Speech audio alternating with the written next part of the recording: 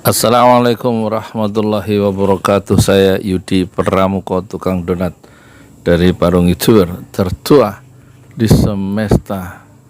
Nasihat itu selalu berguna ya. Dia bisa mengubah seseorang pada hari ini, kalau tidak berubah hari ini, di masa mendatang yang kita tidak tahu. Tapi nasihat itu selalu tidak pernah dilupakan. Pada suatu hari saya mendengar seorang dai, seorang juru dakwah dari Afrika Selatan mampir di sebuah masjid di Al-Jihad di Ciputat.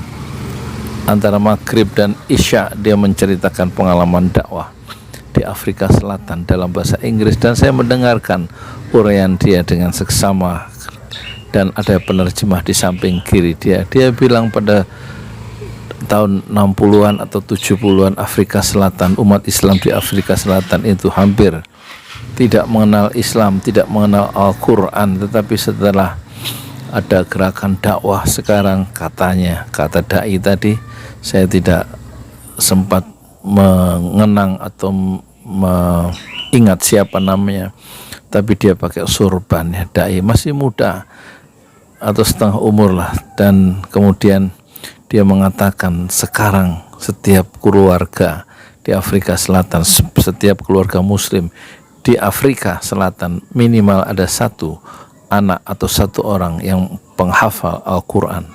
Mengapa sekarang banyak penghafal Quran di Afrika Selatan, kata dia.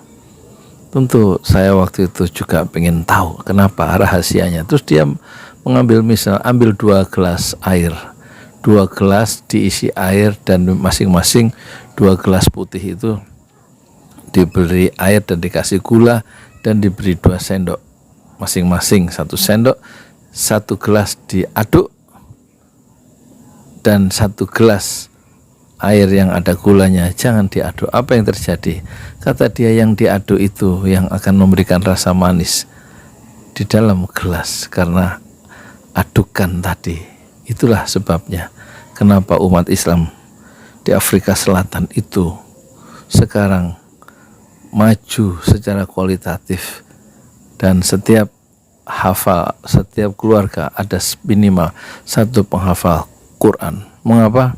Karena ada harokah, ada gerakan, sebagaimana gerakan yang dilakukan, yang digerakkan dalam sendok untuk mengaduk gula tadi. Karena kuncinya adalah harokah, ada gerakan dakwah, maka masyarakat itu mengalami transformasi sosial atau perubahan sosial secara bertahap, karena ada upaya-upaya yang bergerak, yang sistematis, dan masyarakat tentu akan selalu berubah ya, karena ada satu usaha-usaha dari anggota-anggota masyarakat di dalam komunitas itu. Dan itulah kuncinya, ada harokah, ada gerakan, sehingga di Afrika Selatan umat Islam sekarang lebih maju dibanding 20-30 tahun yang lalu. Kenapa?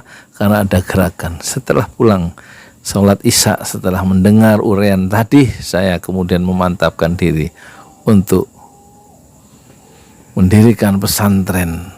Tapi saya bukan seorang alim, saya bukan ahli ilmu.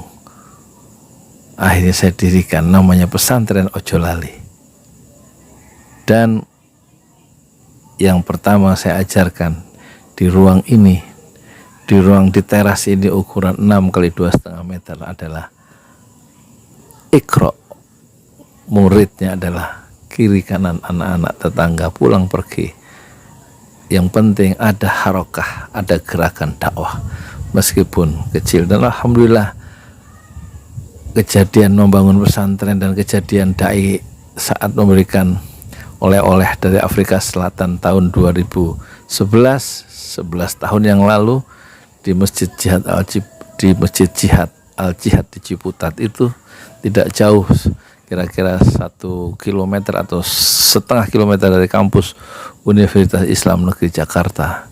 Maka sekarang banyak hasil ya, sedikit banyak, termasuk channel Pesantren Ojo Lali yang sudah menghasilkan 4.800 video, dan insya Allah sedikit banyak gagasan dalam video itu bisa tersebar ya, dan bisa berguna di seluruh dunia, di 5 benua, dan sudah sekitar 500 anak-anak selama 11 tahun yang bisa bebas dari buta huruf Al-Quran, dan insya Allah mereka bisa mengaji karena satu gerakan dakwah yang sederhana. Insya Allah nasihat selalu berguna sebagaimana nasihat yang dilontarkan oleh seorang dai dari Afrika Selatan yang Allah sembunyikan namanya dan tidak juga saya ingat siapa namanya, tapi dia seakan-akan dikirim oleh Allah secara khusus, dan nasihat dari seorang dai itu kemudian tiba bersemi di kawasan Parung. Saya Yudi Pramuko, tukang donat dari Parung, YouTuber tertua di semesta. Fasbir sabran jamila, bersabarlah dengan kesabaran yang indah. Assalamualaikum warahmatullahi wabarakatuh. Demi nama cinta telah ku persembahkan hatiku hanya untukmu. Tak ku jaga kejujuran dalam setiap nafasku, karena demi cinta telah ku relakan kecewaku atas ingkarmu.